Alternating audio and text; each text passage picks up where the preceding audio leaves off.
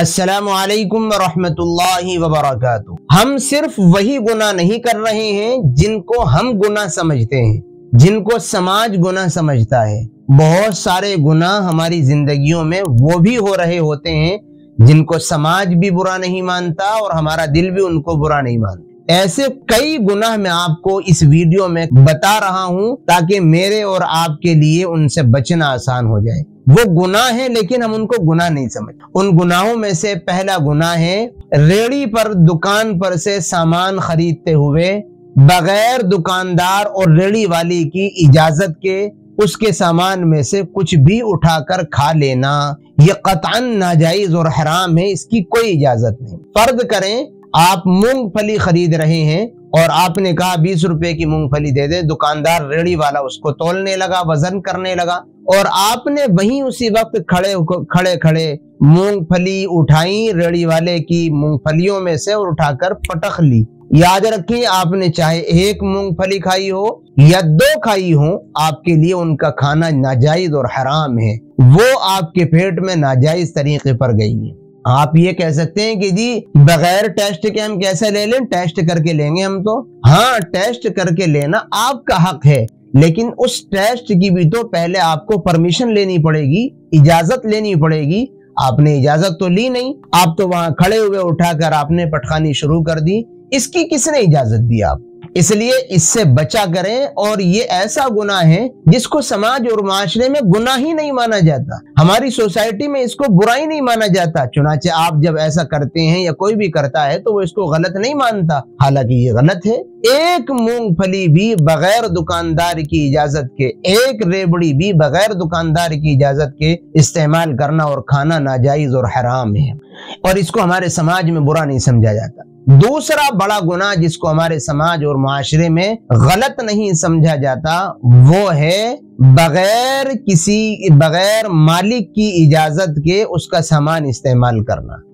मसलन यूं समझे, एक फैमिली में कई मेंबर रहते हैं, हर एक की मिल्कियत अलग है। ये सामान फुला का है, ये फुला का है, ये फुला का है। आपने देवरानी का, जिठानी ने देवरानी का, देवरानी ने जिठानी का, देवर का या सासू का या ननंद का, जिसके बारे में हम जानते हैं ये फुला का है, और हम बगैर इजाजत के अगर उसके इस्तेमाल करेंगे, याद रखें नाजायज है। इसलिए कि उसमें मिल्कियत मुतय्यन है और वो सामान है भी ऐसा ही कि उसको इस्तेमाल करने की समाजी और मुआशरती एतबार से, इस्लामी एतबार से इजाजत लेनी चाहिए। हालांकि हम इजाजत नहीं ले रहे हैं, उसको वैसे ही इस्तेमाल कर रहे हैं। याद रखें, बगैर इजाजत के अगर कोई भी सामान हम ऐसा इस्तेमाल करेंगे तो नाजायज होगा और इस्तेमाल करने वाले के ऊपर गुनाह होगा। तो बगैर इजाजत के किसी का सामान इस्तेमाल ना किया करें, ये भी गुनाह है, अगरचे हमारे समाज और मुआशरे में इसको गलत नहीं समझा जाता है। तीसरा गुनाह है बिन बुलाए किसी की शादी या दावत में जाकर के खाना खाना।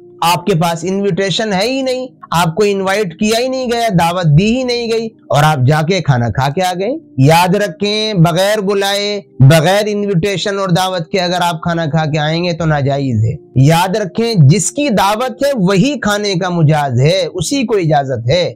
ऐसा खूब होता है, दावत एक फैमिली की है, एक बहन की है, दूसरी बहन जो उसकी पड़ोस में रहती है उसको भी साथ में ले लिया, चल हमारी तो दावत है ही, तू भी चल। एक दोस्त की दावत है, उसने कहा मेरी तो दावत आई है, तू भी चल। भाई, दावत तेरे दोस्त की नहीं थी, दावत तो आपकी थी, तो आप अपने दोस्त को कैसे ले जा सकते हैं? दावत आपकी थी, आपकी बहन की नहीं थी, आप अपनी बहन को कैसे ले जा सकती है? याद रखें, नाजायज है, हराम है, इसकी कतअन कोई इजाजत नहीं है। चौथा गुनाह है मामूली रकम या मामूली चीज उधार लिया आपने किसी से और आप उसको वापसी नहीं कर रहे।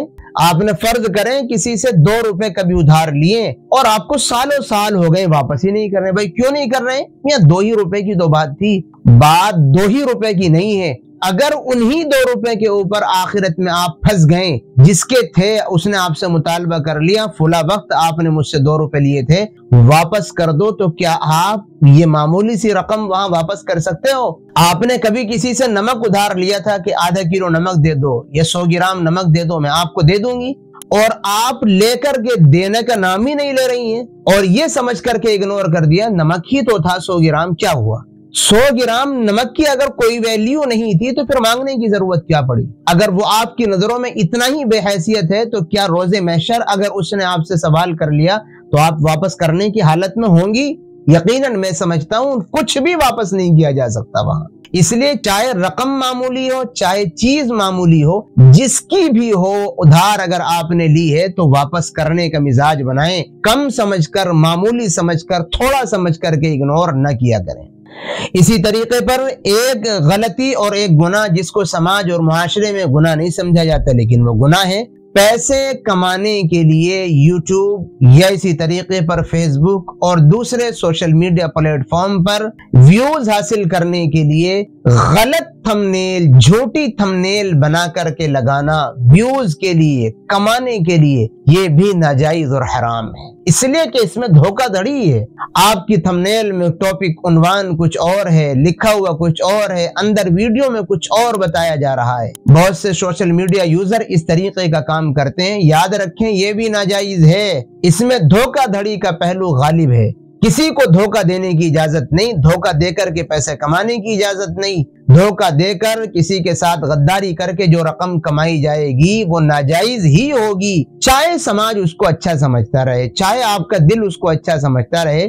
इसलिए ये झूठी थंबनेल, गलत थंबनेल लगाना भी नाजायज है। एक आखिरी बात ये है, बहुत सारे दोस्तों में इस तरीके का मिजाज होता है, हमेशा उनको मुफ्त के खाने की आदत पड़ी रहती है। हत्ता कि वो लोगों में मशहूर भी हो जाते हैं दोस्तों में कि यार ये नहीं पैसे खर्च करेगा, इसको तो बस खिला दो। इस तरीके का मिजाज बनाना भी अपना गुनाह है कि हमेशा मुफ्त के खाने के चक्कर में लगा रहे, दूसरों की जेब पर नजर लगी रहे और अपने दोस्तों पर, अपने फ्रेंड सर्कल में कुछ खर्च ना करे और हमेशा इस चक्कर में लगा रहे कि इसको फ्री की दावत कहीं से मिल जाए। याद रखें, ये भी गुनाह है।